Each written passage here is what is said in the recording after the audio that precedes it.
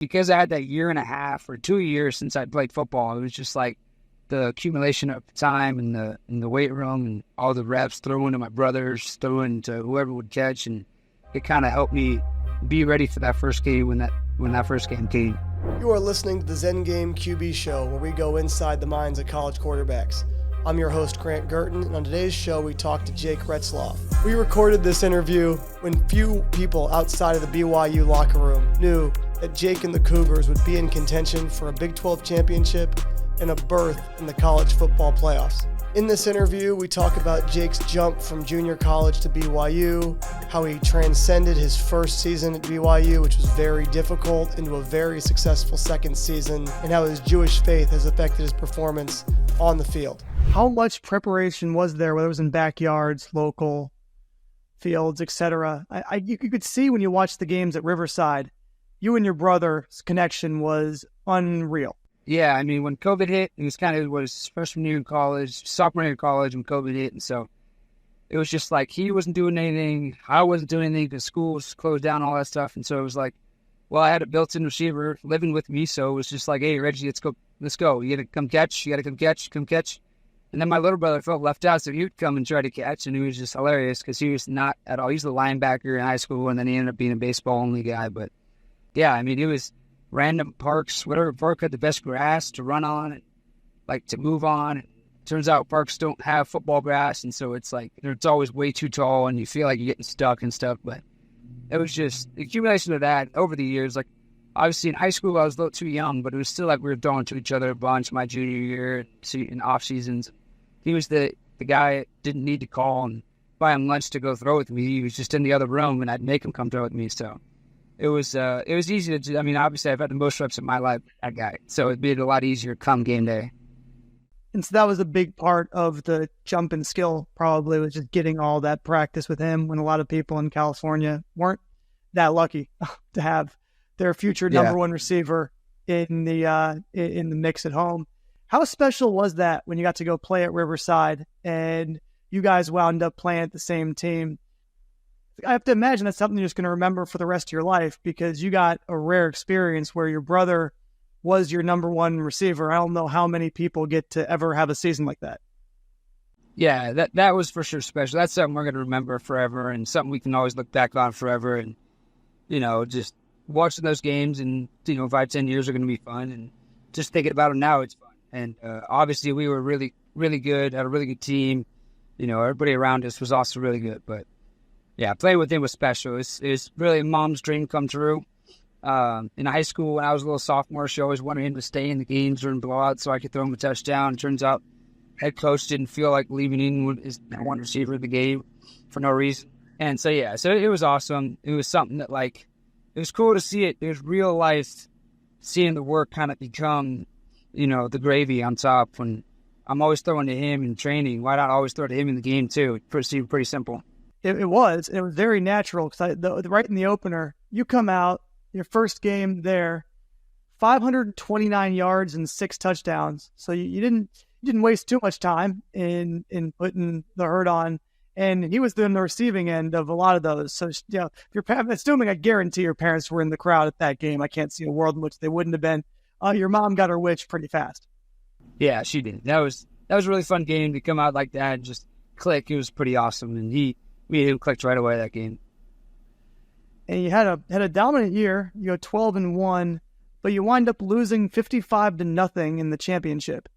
How? I'm not enough of an expert, so I'm actually just gonna ask you, how does that happen when you're dominating so much? Was the other team that much better, or was it just a tough day, or a combination of those few things? It's hard to know. Yeah, so we went up to San Mateo up in Northern California late in the year. If you've ever been up there, it's raining and windy and bad football weather. This is and we don't have any accommodations at junior college, so it's just go out there and play it, however it plays, play it. So headed up there, the day before the game, I catch a bad case of tonsillitis. I can barely speak. I'm basically in bed all day. Then we show up for the game. It's okay, this weather's not that bad. And we were preparing for a rainstorm. It turned out the rainstorm was 10 times worse than we thought it was going to be. It was wind blowing sideways, 30 mile an hour, sub 50 degrees with all that wind. It was a perfect storm for them because they were a run-first team, and all they did was put the ball on the ground and run it, and they were used to all that stuff. It's like it was just kind of a perfect storm for them, and we had guys literally like bodies locking up because of the weather and how cold it was and windy and stuff, and it was rough. And so I've never experienced a weather game like that ever. I don't know if any other body of sports would actually play that game other than junior college, because it's junior college. There's nothing else to do but play. So it was, that's my go-to. If that game was played at a neutral site, which it often is in Bakersfield, where it's sunnier, and it would have been a different ball game. I think it would have been really fun to play that ball game, but it was what it was. It was a brutal bus trip back home. Very humbling moment, but it was just like, at that point, it was like, all right, time to move on and do better things. What would you say your best lessons were from those 2 years in JUCO? Man, it's honestly, the JUCO lessons is grind. There's no other way to put it. Anybody who goes JUCO, looks for advice or something like that, I just say, put your head down, block out the noise, and just do your thing. It's easy to sit back and complain about this, that, and the next thing. It's easy for me to go, COVID ruined my career. I would be playing in the NFL and blah, blah, blah. But instead I was like, no, whatever. I'm just going to put my head down and grind. And that's what I learned. And it was like sitting around and talking about it wasn't going to do anybody any good. So it was just about getting up and going and just grinding through it. And that's what made the difference at the end of the day. It was, when it was me and my brother together, it was because both of us decided to, get off our butts and just go grind it out and go see what happens, go roll the dice, because there's going to be a spot somewhere. We knew that, and so we wanted to go get that spot. We picked back up with Jake talking about the differences between his experience at JUCO and his experience playing football at the Division I level and his expectations for BYU this summer after a very successful spring season and fall camp. The support system is different in Power 5 football, Power 4 football, I would say now. Then junior college, all your nutrition came from your own, whatever you could make up or whatever your parents made for you, whatever, that was your nutrition. Your speed training, stuff like that, was from a dude who's so underqualified for speed training, he's actually your line coach the whole time. Junior college was fun and learned a lot for sure, but coming here, I was just able to have so many more resources, so many guys, so available to me. I mean, there's a guy like John Beck, who's a quarterback here. Now he's a prestigious, quarterback trainer that, anybody in the NFL goes to. Like, you name a guy in the NFL, 90% of them go to John Beck to train, and he's an alum from here, and so it's an easy connection down to Huntington Beach. And he actually trains at a Golden West College, which is where I went my freshman year of college. And so being able to hook up with guys like that and train and get better, and it made everything so much easier for me to develop. It's like, you can do 1 million reps, but if you don't know what you're doing, you're not really getting that much better. You know what I mean? And so those guys showed me the way, physically, mentally. Talking to the coaches here, Coach Aaron Roderick is a mind for the game. There's no doubt about that. Coach Matt Mitchell is another mind for the game. And so being able to pick those brains and just learn from them and have them coach me and be coachable, it just allowed me to grow a bunch and allowed me to be a better football player on the field. It was very evident. If you were to pick one thing, young quarterback listening to this show who is trying to work on their game, if you were to pick one thing from all those extra resources, all the coaching that clicked really quickly, that you were just like, wow, I hadn't heard that before, that you put into your game and instantly made you a better player, what would it be? That's a great question. Something that made me instantly better, I think, was putting time in the film room, knowing what's going to happen before it happened. That's huge. I mean, the more you're able to anticipate stuff on the field, that makes all the difference in the world. I talk to A-Rod after every season, whether it's spring ball or whether it's fall camp, whatever it is, and he gives me things to improve on every time. And this time he's like, dude, watch a ton of film. And what I did this spring is I put a cut-up together that was a crap ton of plays, and I watched it all the time, and it made me a better player because I watched these plays happen. So when it came to my time, if I saw something similar, I had a good idea of what might happen. It made the game slower for me. It made it simpler for me. I'm waiting on things to happen instead of things I'm waiting on me to happen. And so the anticipation level, which goes up, the mental part of the game is the biggest part of the game for the quarterback position. You can have every athletic ability in the world, throw the ball 100 yards. If you can't throw it to the right guy, it doesn't matter. So I'd say just that to be able to watch film the right way, intently, have something in your mind to work on. That's what put me over the top of the next level. And I watch my film. I'd watch players before me. I'd watch all these things, and it just made it so much easier for me to be like, especially in our offense. I watched Zach Wilson play. I watched Jaren Hall play, and then I watched myself play. And so I just get to compare and contrast and see what's what. Next, Jake discusses his plan to redshirt his first year and his expectations he had for the 2024 season. They knew that I wanted to redshirt. That was the plan all the way. And then, things happened as they happened, and we knew we had 4 games in me. And so that was nice for me to get those 4 games in. And they always, wanted to get me in one way or another just to kind of get some experience. Of course, that's hard to do at my position. It's not like you can just throw me in there as running back or something like that. But no, the plan was, allow me to redshirt, get me whatever time is possible, which, is hard to do. But also at college football level, the number 2 quarterback plays a lot. Most buildings, the number 2 quarterback is going to get meaningful snaps, and that's all of college football. And so that was kind of the idea, is get me the meaningful snaps where they come, and get me ready through the redshirt year for the next year. And it happened to be the maximum amount of reps, which we're grateful for, and, in one way. And so we could, just learn more and more. And that's definitely helped my development to now. To now, it's a huge difference that, where I was in the past, where I am now. I mean, this offseason has been huge jumps. I could point out different times in my career where I'd make big jumps, and I would say this offseason is one of them. So that's why I'm so excited for this coming up here. What was your favorite off-field moment at BYU last year, kind of behind-the-scenes moment, the experience of the team that maybe fans wouldn't have thought about, but, and it could be anything that you thought was a cool thing to get to be a part of? That's a good question. People around BYU, people around the church here would say that meeting one of the apostles, which is the Quorum of the 12, it's a big deal in the LDS faith. That was a cool moment. I got to meet one of those apostles before a game. Other cool moments off the field, man. It was just the nature of traveling is so fun, to be with the guys all the time in the hotel and stuff like that. And so I could pick a bunch of moments that have just been so fun, just to be around the guys. One time before a game, we had an 8 o'clock start. And those 8 o'clock starts are brutal because you're just in the hotel all day. We were actually in Provo.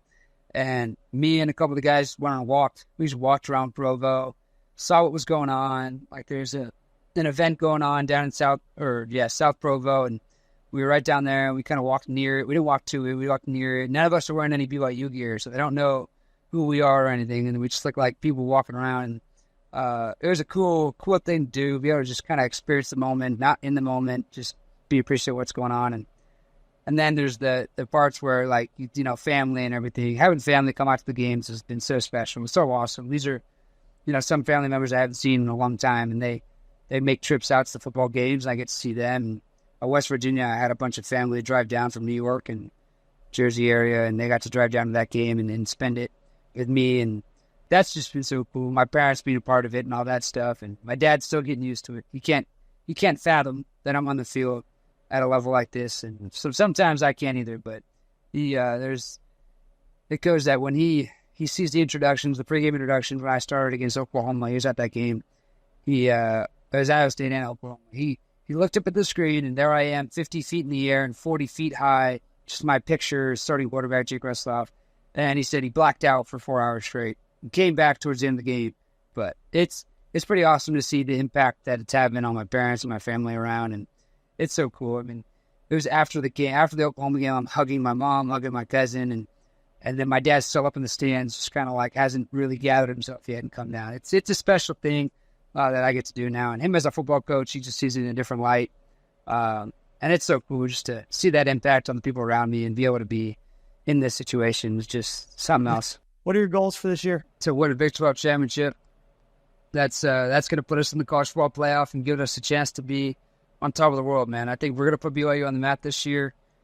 Nobody's given us the benefit of the doubt. Nobody's given us anything with all the change and all the things going on, and it's awesome. I love it. I love the doubts. I love the, people that have no expectations for us, for me, for anything around here. And so I'm excited for BYU football to go out there and prove everybody wrong. And it's something that is going to be our thing. It's just going to be go out there and prove everybody wrong.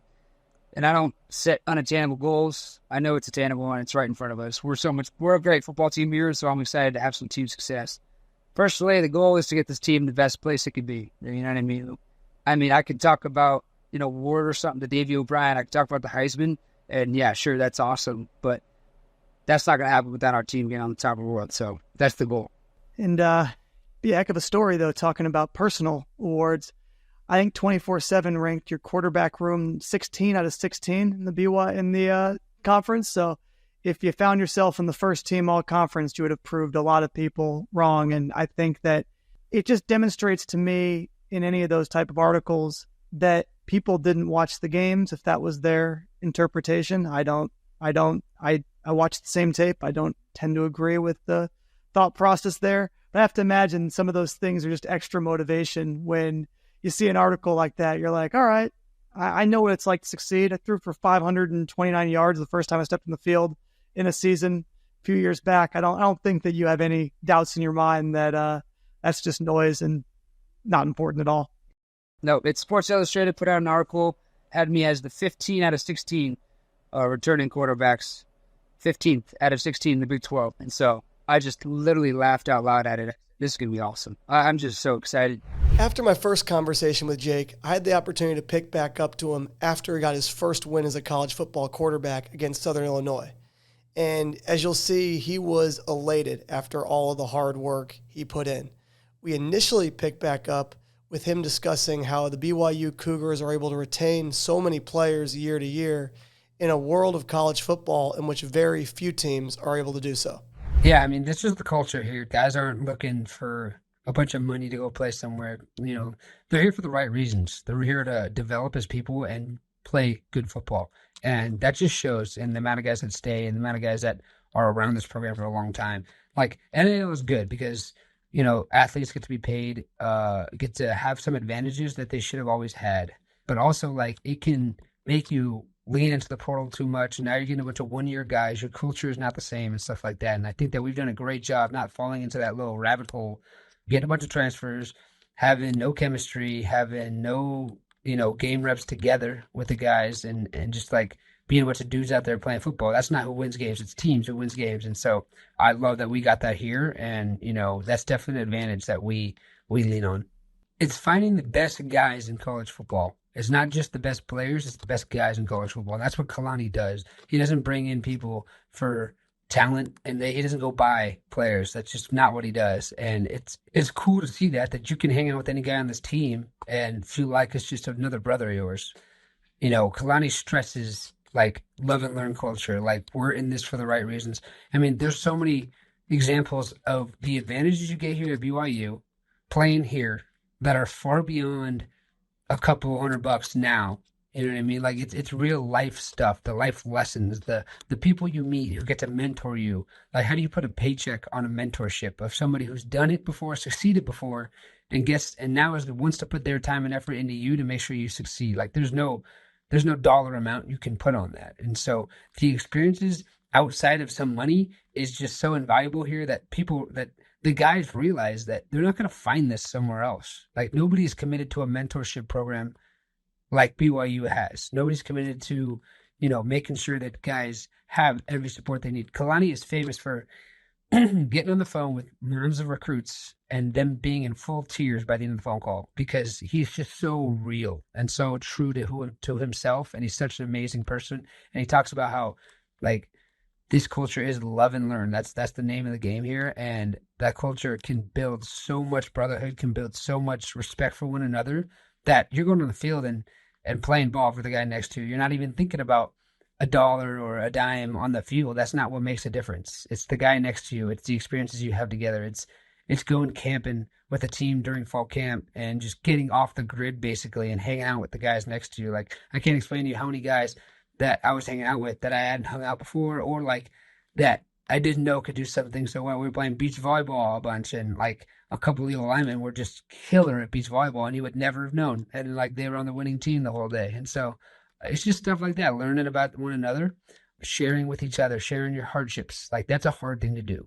And the fact that we know each other so well makes the biggest difference. And Kalani takes full ownership of that. Like, we're not going to be a team of a bunch of strangers. We're going to know each other like our brothers, because we are. Where'd you guys go camping?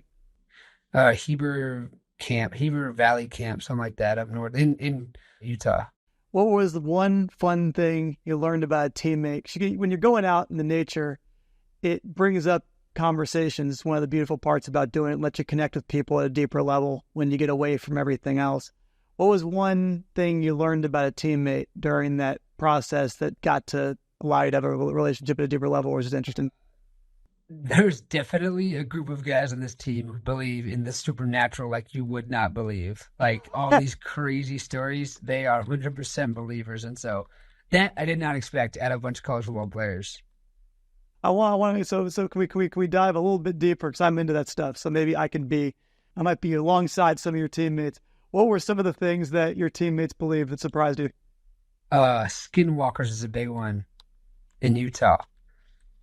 I don't know if you've ever heard of those, but I haven't. like, look up the stories about them. It's like these shapeshifter beings that are like scary monsters that look like, I don't even know how to describe. I don't know it that well. The guys out here all know it and talk about it like it's the truth.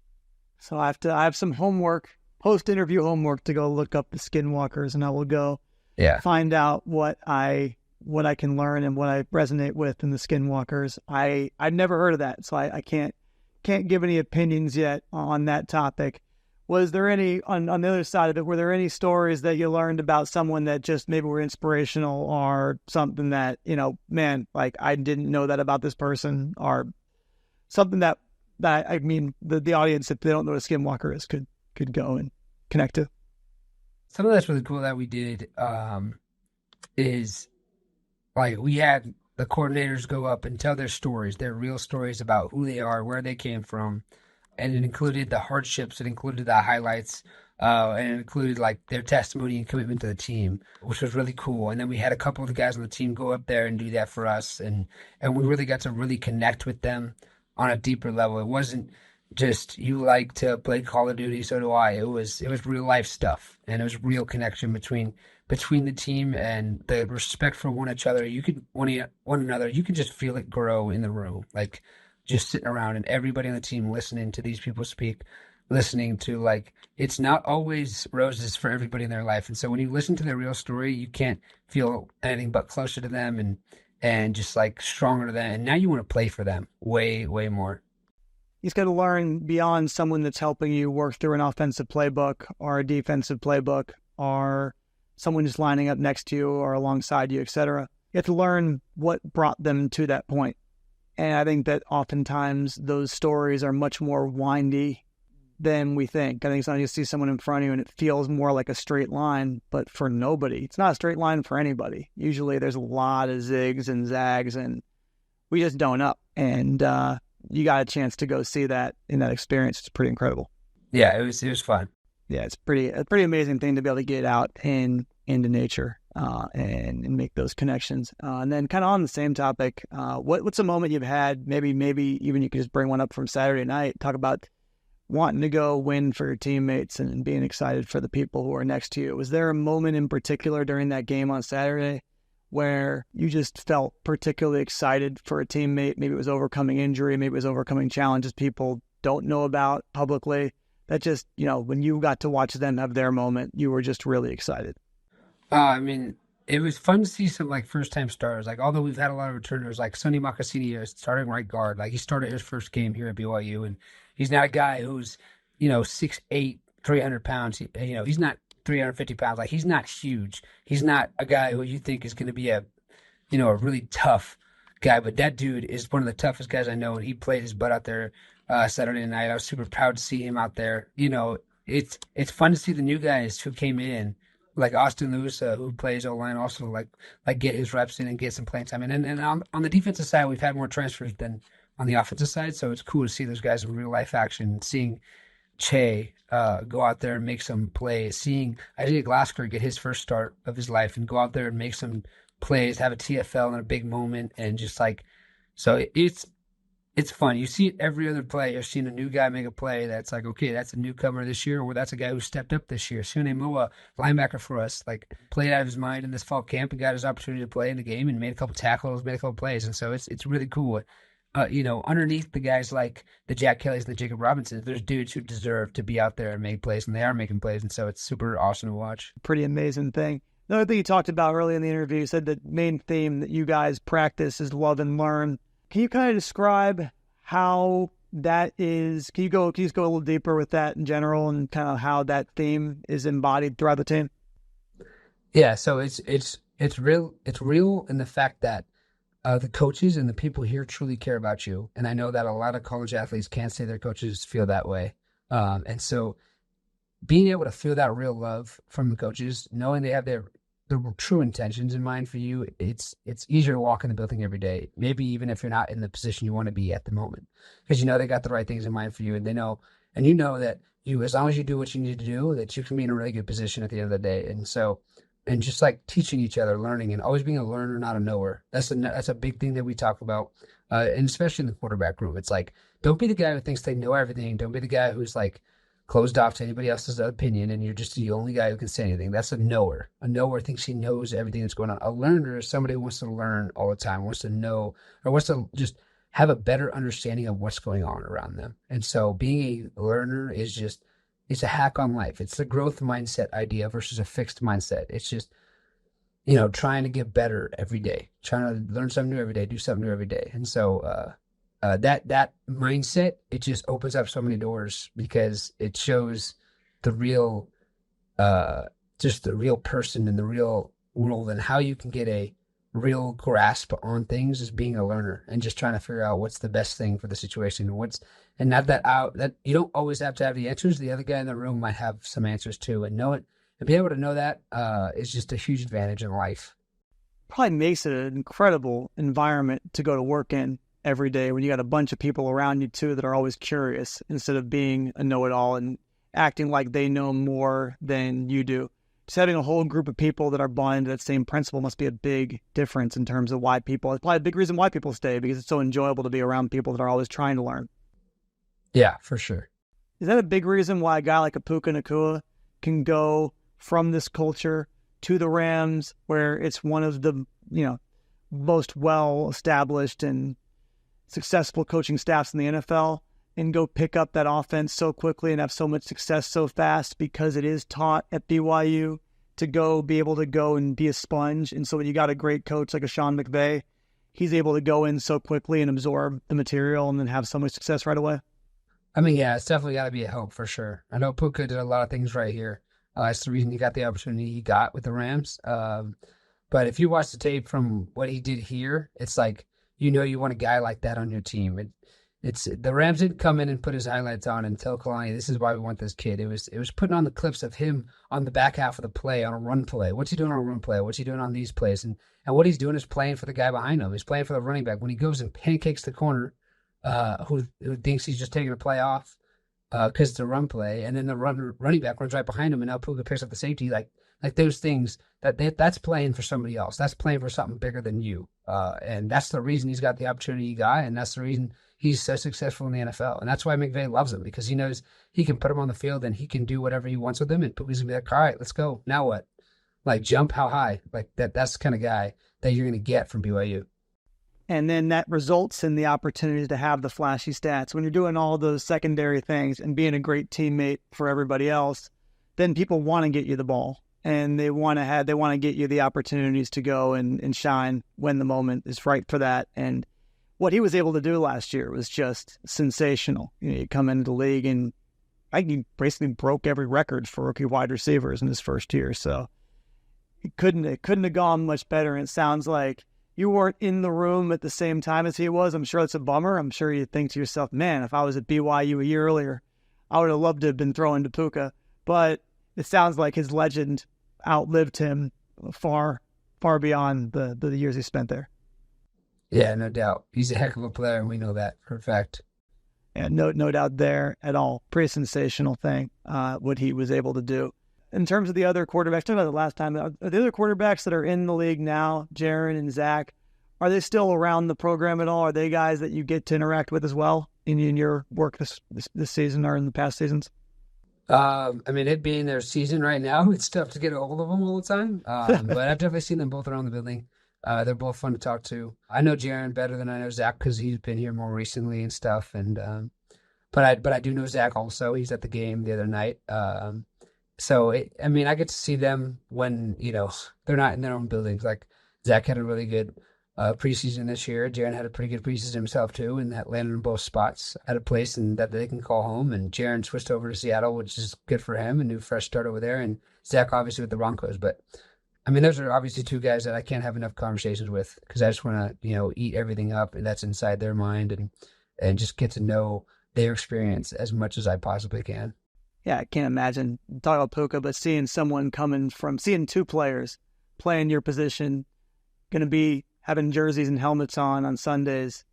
It helps you see a vision, right? That like, hey, I can go get there if I do all the right things here because the people ahead of me have done that more times than they haven't.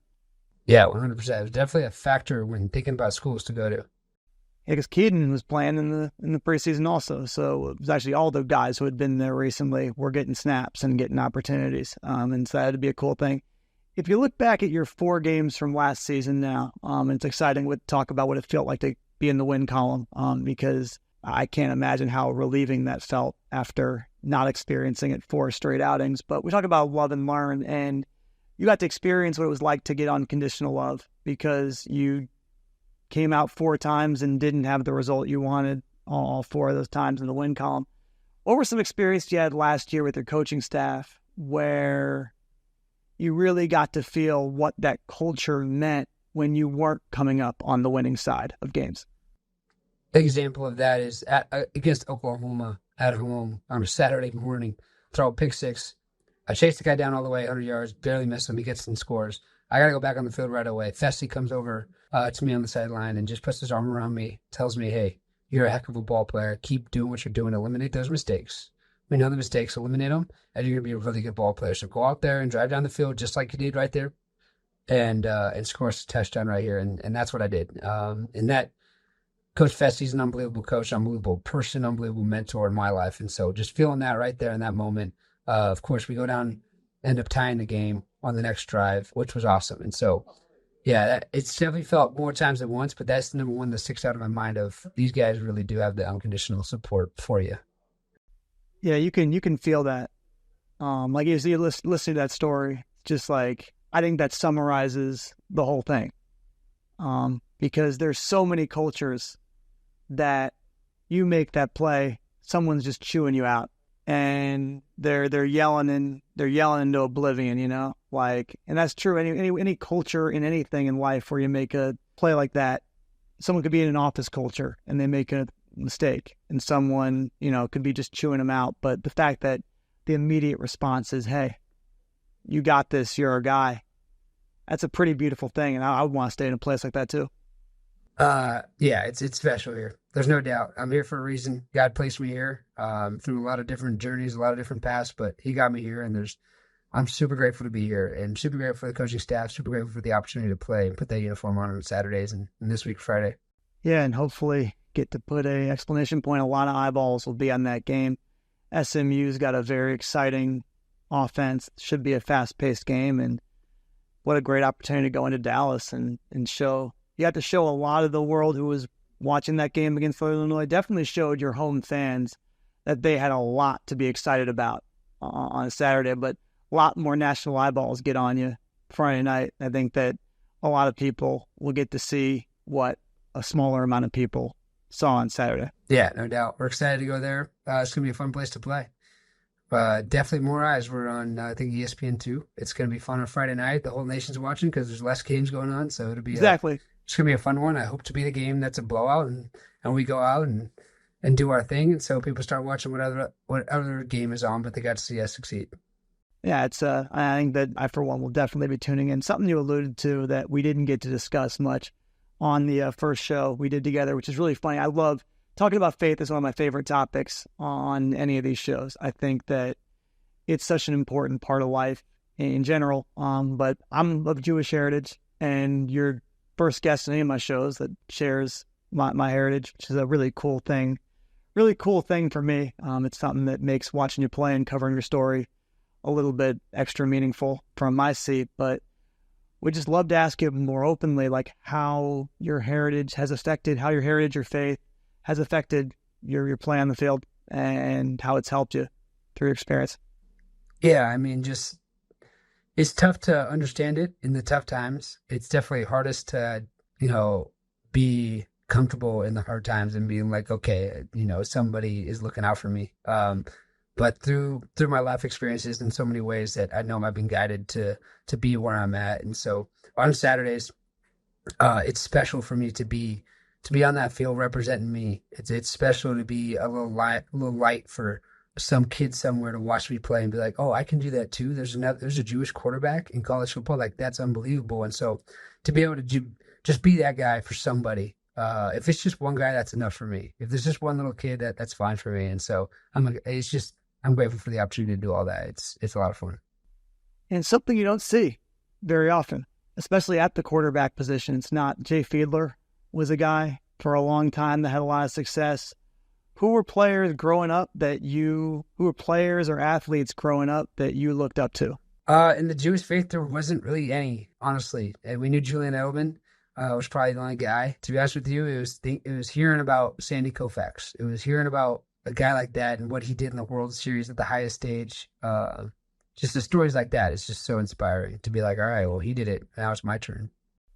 And go show something that no one's ever done. I'm willing to bet that a Jewish quarterback has never won the Big 12 championship before. Probably not. I wouldn't know. I wouldn't either. They have AI for that. I can go fact check that after we wrap here. But yeah, getting the chance to do something for the first time is a really exciting thing. How did that play a role in your process of choosing BYU? It sounds to me, based on what I've heard, it's probably one of the most accepting places that you could possibly have chosen in a time right now that's generally across the country a tough time to be a college student and be Jewish. Yeah, I mean, I didn't know it was going to be as awesome as it was. I thought that come to a religious university like this, I thought it was just going to be okay, then there's not going to be as much distraction. There's not going to be Greek row. There's not going to be all these things that I don't have to worry about. It's just going to be football and school. And little did I know that the amount that faith would be involved and how positive it would be for me. And so I'm super grateful to be here, like I said, and I'm here for a reason. And it's just been nothing but awesome, nothing but support, nothing but welcoming, nothing but open arms from everybody around here. And I'm just happy to be able to represent these guys here because they're incredible to represent. Since this interview, Jake and the Cougars have successfully been able to take things week to week. And it has just been thrilling to watch them knock off challenging opponent after challenging opponent. The Friday he's discussing, he beat a team in SMU that is now in contention for the ACC title. And just recently, they were able to knock off Utah in a thrilling game to win the Holy War, where it did feel like something greater was on their side because they could have lost that game 3 times. And through all of Jake's struggles in that game, he was able to keep his head up. And when he got the opportunity on the team's last drive, he took them down the field for a game-winning field goal. And after listening to the interviews this summer and then getting to interview Jake again in the early fall, it is never a surprise to me when he and the Cougars are able to rally and continue to shock the world week over week. And I can't wait to see what they accomplish the rest of this season and document any of that we're able to. So I hope you enjoyed these conversations as much as I did. If you want to hear more conversations with elite college football quarterbacks, make sure to subscribe to our YouTube channel and our podcast on Apple Podcasts and Spotify.